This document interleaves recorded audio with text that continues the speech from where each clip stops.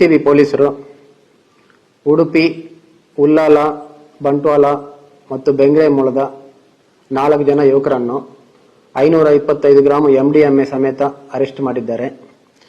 ಇವರೆಲ್ಲರೂ ಕೂಡ ಮಂಗಳೂರು ಸಿಟಿ ಮತ್ತು ಡಿಸ್ಟ್ರಿಕ್ಟ್ ಆದ್ಯಂತ ಕೂಡ ಯುವಕರೆಲ್ಲರಿಗೆ ವ್ಯವಸ್ಥಿತವಾಗಿ ಡ್ರಗ್ಸ್ ಸಪ್ಲೈ ಮಾಡ್ತಾ ಇದ್ದವರಾಗಿದ್ದಾರೆ. ಎಲ್ಲರೂ ಕೂಡ ಬೆಂಗಳೂರಲ್ಲಿದ್ದಂಥ ಹಳೆಯ ಆರೋಪಿತರ ಜೊತೆ ಸೇರಿಕೊಂಡು ಅಲ್ಲಿಂದ MDMA ಇಲ್ಲಿಗೆ ತಂದು ಎಲ್ಲರಿಗೆ ಸಪ್ಲೈ ಮಾಡ್ತಿದ್ದಂತಹ ಒಂದು ಕೆಲಸದಲ್ಲಿದ್ದಾರೆ. ಇವರೆಲ್ಲರನ್ನು ಕೂಡ ಇವತ್ತು ದಸ್ತಗಿರಿ ಮಾಡಿ ಮುಲ್ಕಿ ಪೊಲೀಸ್ ಸ್ಟೇಷನ್ನಲ್ಲಿ ಇವರ ವಿರುದ್ಧ ಪ್ರಕರಣ ದಾಖಲಾಗ್ತಾ ಇದೆ.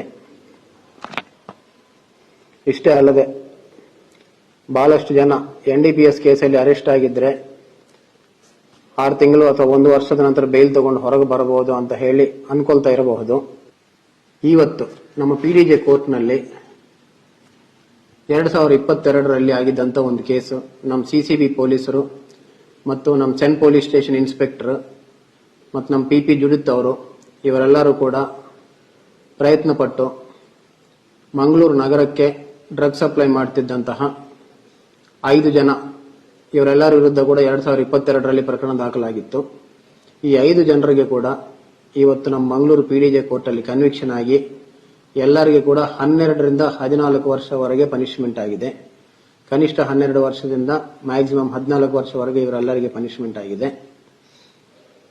ಅದಕ್ಕೆ ಯಾರೇ ಇರಲಿ ಡ್ರಗ್ ಪೆಡ್ಲಿಂಗ್ ಅಲ್ಲಿ ಇನ್ವಾಲ್ವ್ ಆಗಿದ್ರೆ ಅವರಿಗೂ ಅಲ್ಲಿಗೆ ಲೈಫ್ ಕ್ಲೋಸ್ ಆಗ್ತದೆ.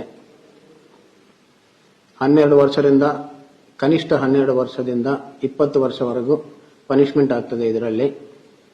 ಆದ್ದರಿಂದ ಎಲ್ಲರೂ ಕೂಡ ಈ ಡ್ರಗ್ಸ್ ವ್ಯಸನ ಮತ್ತು ಪೆಡ್ಲಿಂಗ್ ಇದಕ್ಕೆ ದೂರವಾಗಿರಬೇಕಂತ ಹೇಳಿ ತಿಳಿಸ್ತಾ ಇದ್ದೀವಿ.